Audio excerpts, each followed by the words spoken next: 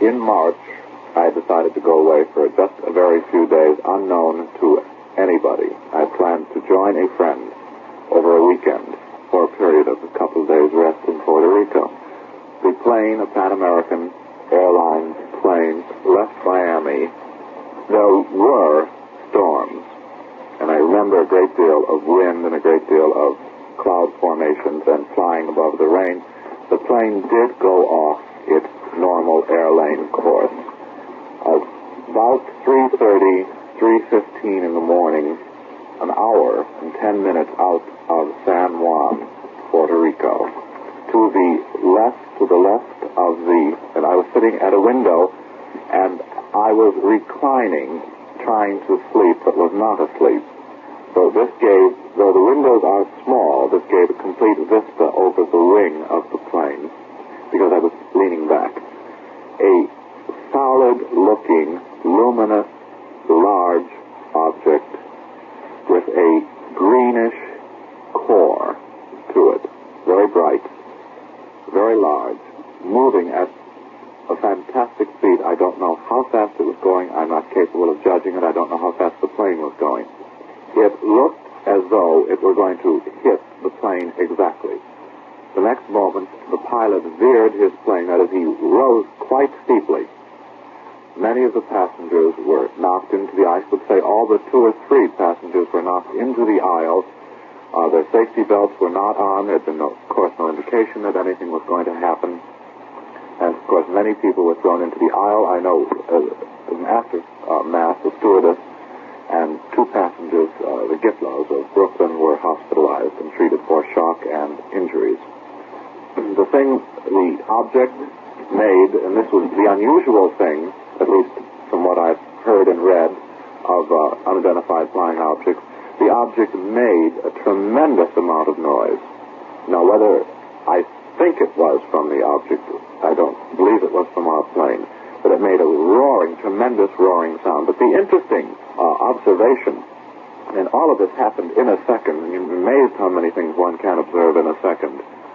The object, though it appeared to be on a dead collision course with the plane, exactly veered away from the plane, changed its direction, went up, leveled off, and then went back. This is what we saw. Almost every passenger saw this. Of course, there was great hysteria and great shock. Upon landing, and I say the airline officials were extremely nice, most hospitable, and interested in the welfare of the passengers. About an hour after arrival, the passengers were told, and I'll repeat this, the passengers on the plane were told that the airlines regretted this almost mishap caused by a meteor, whereupon 1 or 2 passengers remarked immediately, well, this wasn't a meteor, and how do you know it was a meteor, and how can you assume it was a meteor? Again, the statement was repeated. We regret this almost mishap due to and they said they had no control over the meteor, which almost hit the plane. Well, I again repeat, I have no scientific background, but I've never known of a meteor to come at an airplane, almost hit it, change course, go up, rise above the plane, level off to see, as I imagine, it went up as the plane went up. It came towards the plane, veered out, and rose as the plane rose in its bank, leveled off, and then reversed its direction. Now, I have never seen, and I defy any astronomer or any man who is adept in the studies of meteors to tell me that a meteor would react like this. The object was not incandescent. It was not burning. It was not gaseous. There were not darts and tongues of flames leaping about it. It was a solid object. I did not have wings. There were no propellers that I could see, of course. This was quite sudden.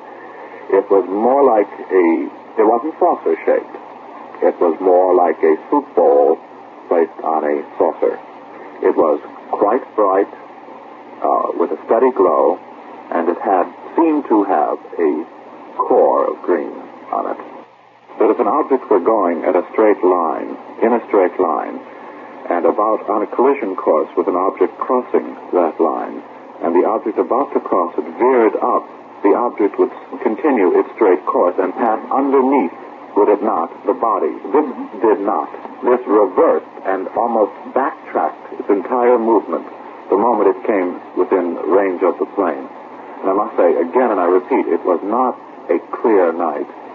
And there had been conflicting stories that the plane was on its normal course. It was not on its normal course. The Newark papers said one. The New York Times, for example, I think every paper covered it. They all had pointed out the pilot was off the normal airline course. I must also say that the 7 other planes in the vicinity saw the same object that night. And they all radioed into the field at San Juan, because commercial pilots have orders from their airlines that a moment an UFO is sighted, that it is to be radioed into the field immediately. 7 pilots on different commercial passenger airlines, not Army airlines, the Air Force, saw the same UFO. And the pilots, in talking to one another, have all confirmed that they saw an unidentified flying object, that they didn't know what it was. Immediately, pressure was put on the government base in San Juan to know just what in the devil missiles were doing out, or jet planes were doing in the commercial air lanes. And the government in San Juan, and the government later here in the United States, immediately denied that there were any runaway missiles, number one, and number two, that any jets were anywhere near the commercial lanes at that time.